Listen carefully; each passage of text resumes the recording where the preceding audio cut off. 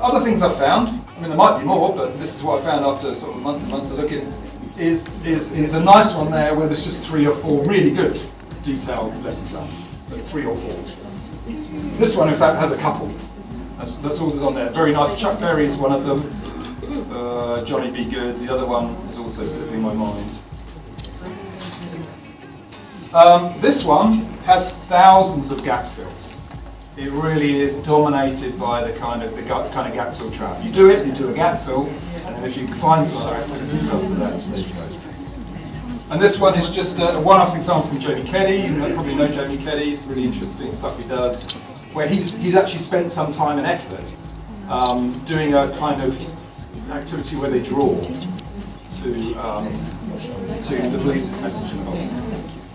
Everyone okay on that? Everyone's had a photo of that that needs to?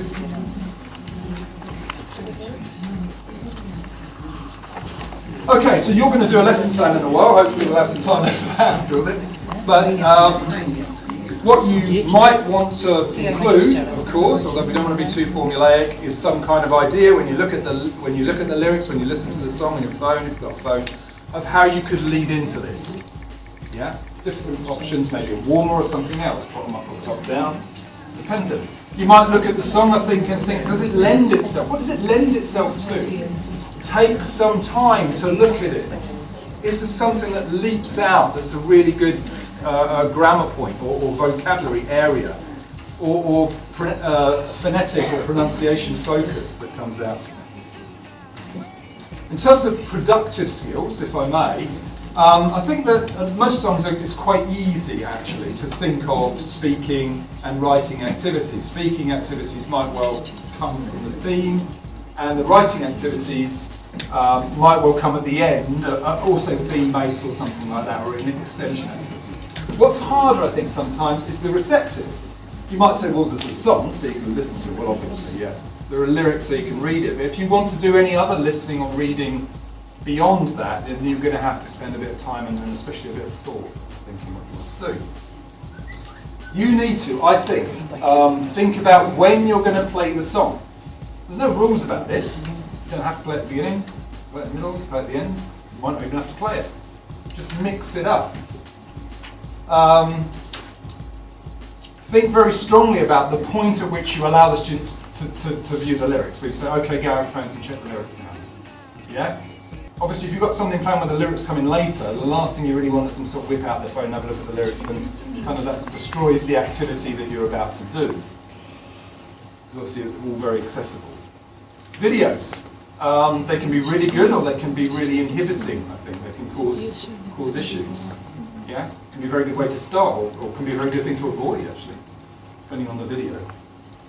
And really, I'm going to ask you today to get away from that gap-filled trap mentality. So avoid using it. Because it really will, I think, affect the rest of the lesson plan as you're doing. Last thing we're going to talk about before we get you to groups is whether you should approach it from a bottom-up or a top-down perspective. Just to remind you what these are, they're sometimes a bit difficult to get your head around. And in fact, Rebecca's talk that I was talking about earlier reminded me of some of this. And I think that what you need to remember with bottom-up is it's concerned with the details. Yeah, not the big picture, the small stuff. So it's intensive stuff. So it all starts from the text.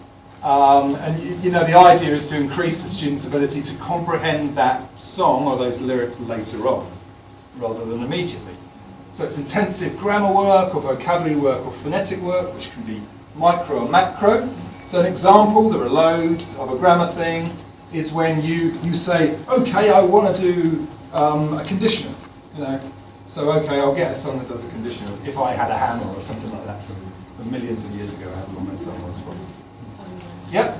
Or if you're talking about vocabulary, you could be talking about something like a dictogloss. You know, a dictogloss, you know, what did you catch from this? That's a great dictogloss, you know, Wuthering Heights works really well, doesn't it? Or also vocabulary, the search for synonyms or antonyms, the small detail before you get onto the big picture. Or something, if you're looking at the phonetic aspects, if it lends itself to that, you could look at something like connected speech, as Sigo was looking at earlier, for those who were to talk earlier. Gap fill It's not that things are necessarily, you know, bottom up or top down. It's a little bit mixed picture. I mean, gap fill is really a bottom up activity because of the way it works, which is one of the things that makes it problematic starting there. You're almost reversing all the progress that there's been in this industry for quite some time, perhaps, by doing it. Although top-down processing does come into it.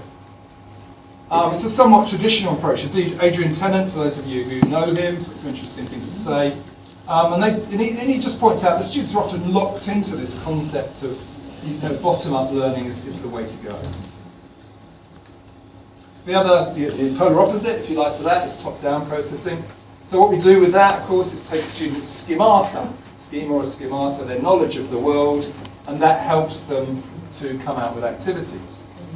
So it looks at the big picture, doesn't it? The overall message rather than the individual detail. When you're starting off, because you can mix these two, and you should do it.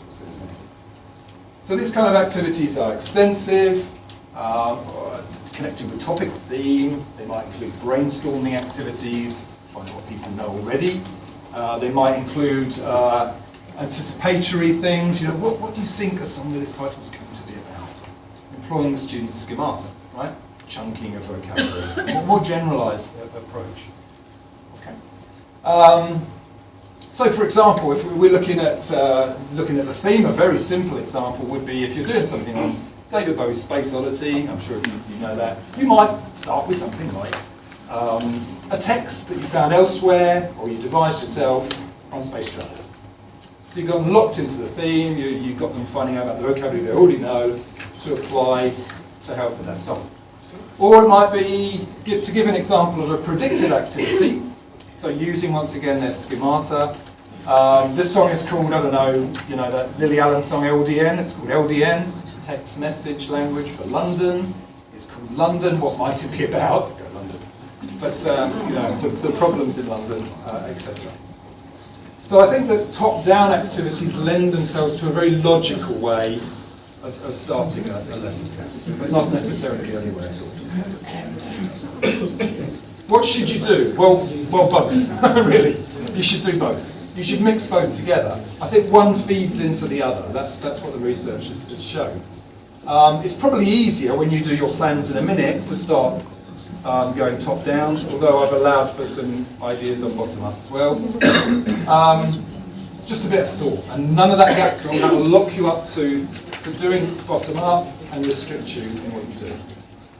And I'll leave the last word before we go on the activities to Adrian Tennant again. So the challenge for us as teachers is not which to use strategy-wise, because they're both really good and students benefit off both, but what to use at a time sequence level. In other words, I'm pretty sure what he means there, what to do first and why, the thinking behind that, and the limitations if you start a particular way.